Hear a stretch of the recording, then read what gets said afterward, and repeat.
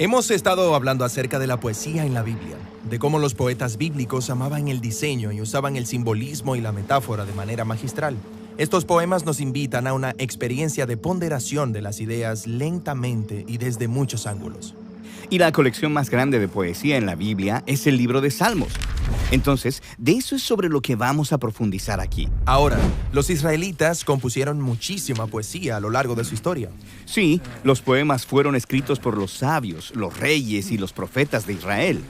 Algunos poemas fueron cantados por coros en el templo de Jerusalén, mientras que otros fueron orados por las familias en sus casas. Y a lo largo de los siglos, los poemas más importantes y más ampliamente leídos fueron compilados, juntos para ser leídos o cantados en ocasiones especiales. Y estoy familiarizado con libros de poesía, una gran colección de los mejores poemas en un mismo lugar, y puedo leerlos y elegir mis favoritos. Pero el libro de Salmos no es este tipo de colección. Aquí, cada poema ha sido profesionalmente elaborado y luego colocado donde está por una razón, para crear una narrativa desde el principio del libro hasta el final. Los salmos recuentan poéticamente la historia bíblica completa y te invitan a un templo literario. ¿Un templo literario? Sí, el tabernáculo y después el templo en Jerusalén era donde los antiguos israelitas iban a encontrarse con Dios. Cuando llegabas, veías arte e imágenes por todos lados. Veías a los sacerdotes haciendo rituales, escuchabas canciones y oraciones. Todo esto proclamaba simbólicamente que tu Dios gobierna el mundo desde esta montaña y tú estás en su sala de estar. Entonces el templo era un lugar para estar en la presencia de Dios y también para sumergirte en la historia del reino de Dios. Exactamente. Entonces, intenta imaginar lo traumático que fue cuando los babilonios invadieron Jerusalén, saquearon y quemaron el templo y se llevaron a muchos israelitas al exilio.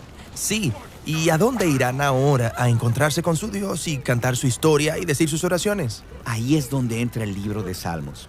Este es un libro de oraciones para exiliados, diseñado como un templo virtual.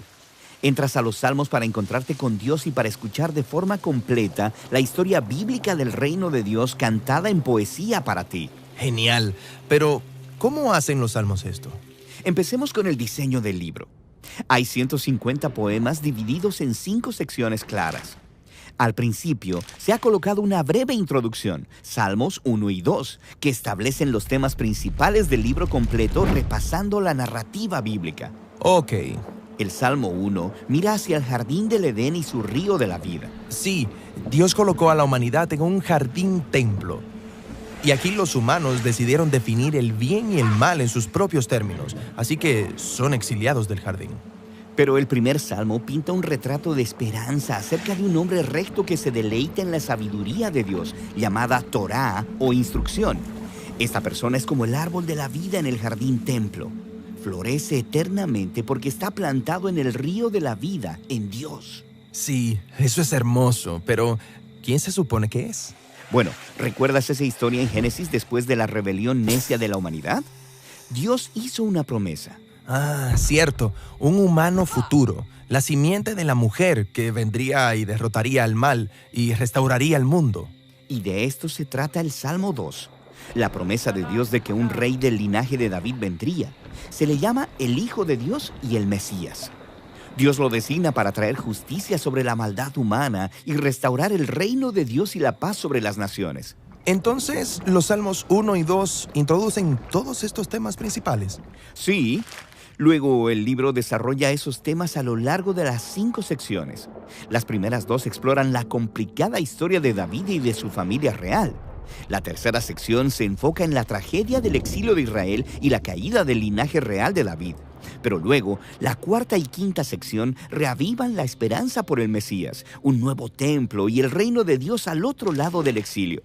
El libro termina con una conclusión de 5 partes, alabando a Dios por su fidelidad. Genial. Ahora casi la mitad de los salmos están conectados con un hombre, el rey David, quien Dios eligió para gobernar a Israel.